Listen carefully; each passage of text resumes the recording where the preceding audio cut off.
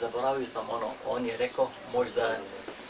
rekao da je sirat čuprija, jel, sirat mustaqim je danas. Da. Ja?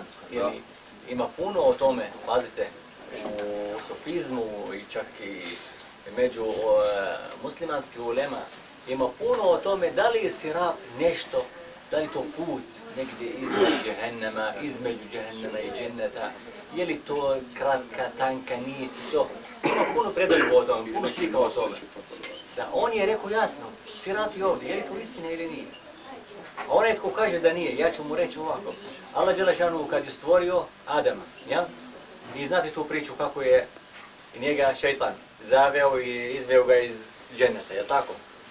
Onda je Allah Đelešanu potjerao ga iz dženneta, ja? I rekao, odi, proklet bio. A šta je on rekao? Rekao, Bože, daj mi vremena. Kaže, dobro, evo, bit će ti vremena, ajde. Do sudnjega dana ću biti. A šta je tad rekao kad je dobio obećanje od Allaha? Vidit ćeš.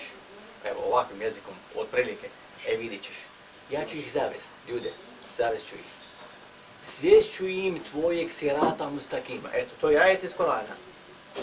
Tako mi ti, da ću im sjesti tvojeg sirata čuprije, sirata mustaqima. I da ću im prići s lijeve i s desne, s preda i od traga. Ljudima. Eto, što znači, gdje je sirat? Kome? Meni, tebi, gdje je sirat? Tu, ako je šetan ovdje, tu je i moj sirat. Znači, treba ga skloniti sa samoga sirata. Sirata je mustaqim ovdje. Nije nikakva dlaka koju zamišljamo. Od rođenja pa do smrti, tako. To je sirat mustaqim. To je potvrđeno.